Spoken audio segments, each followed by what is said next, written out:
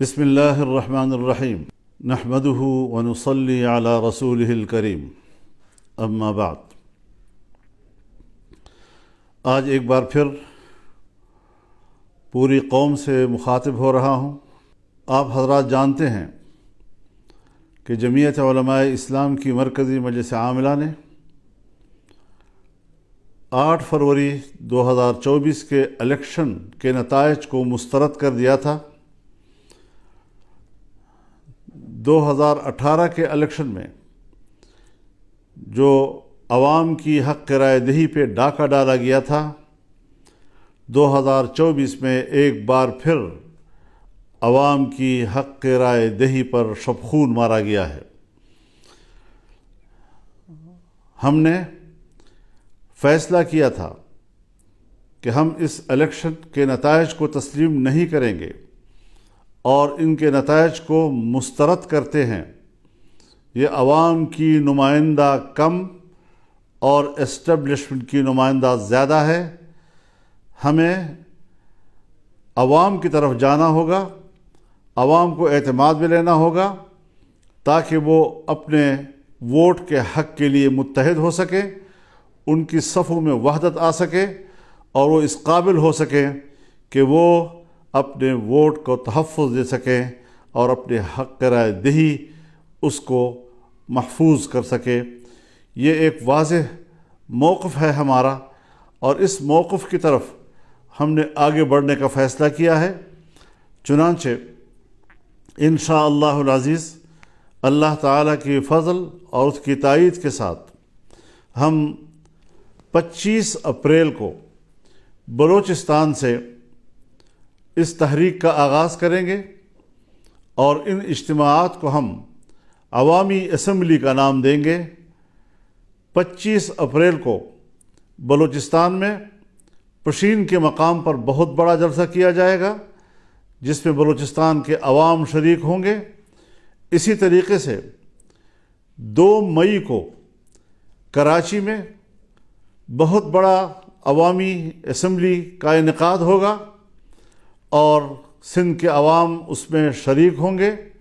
ہماری تیسری عوامی اسمبلی پشاور میں ہوگی اور 9 مئی کو اس کا انعقاد ہوگا جس میں صوبہ خیبر پختونخوا کے تمام لوگوں کو دعوت دی جائے گی اور اس عوامی اسمبلی میں وہ شرکت کریں گے۔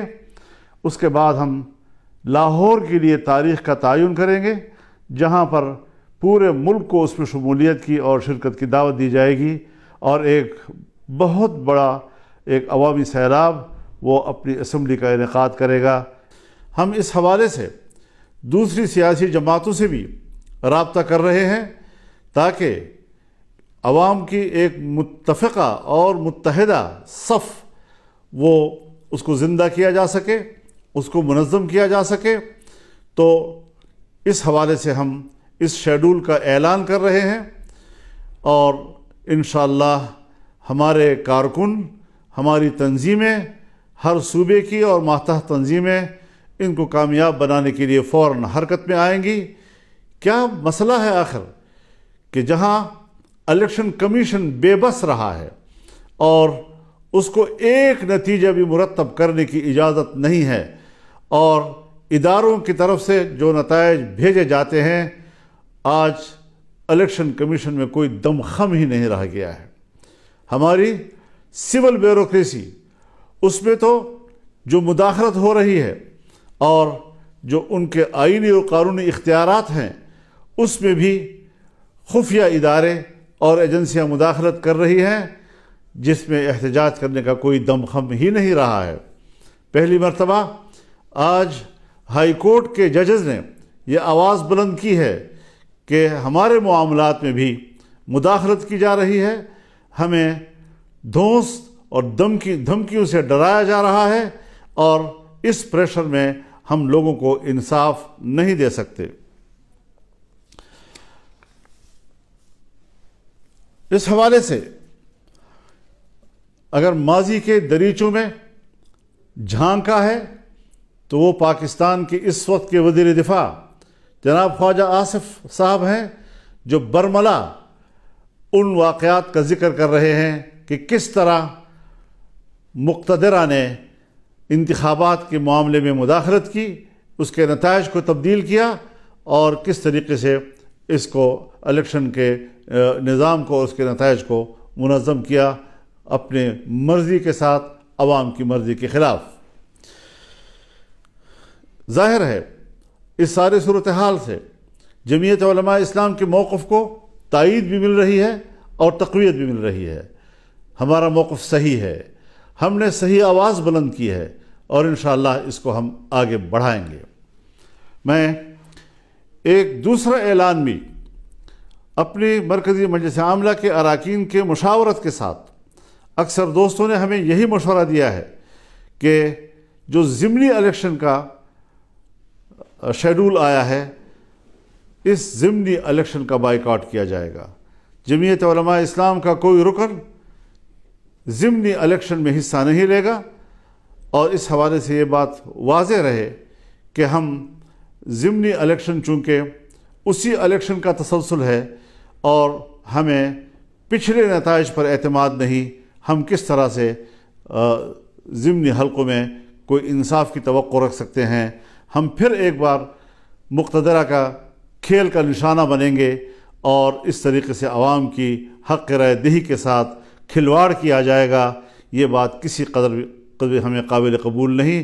انشاءاللہ العزیز رمضان المبارک کے بعد تحریک چلے گی، فیصلے اب ایوان میں نہیں میدان میں ہوں گے۔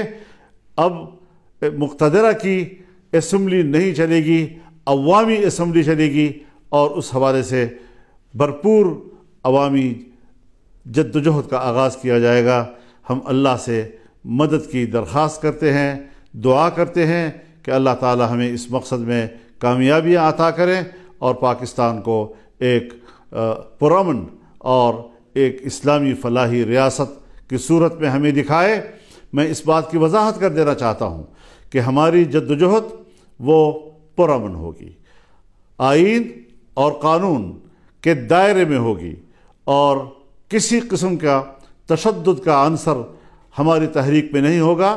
عوام کو حق پہنچتا ہے کہ وہ ملک میں احتجاج کریں اور اپنی رائے سے دنیا کو آگاہ کریں۔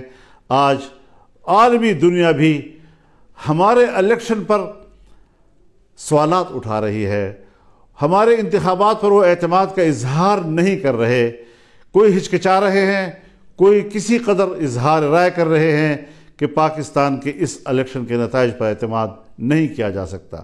اس حوالے سے ہمارا موقف بالکل حقیقت پر مبنی، خود اعتمادی سے بھرپور، اور انشاءاللہ کامیابی کی منزل سے ہمکنار ہونے کے لیے آگے بڑھے گا۔ اللہ تعالی ہمارا حامی و ناصر ہو۔ وآخر دعوانا ان الحمد للہ رب العالمین۔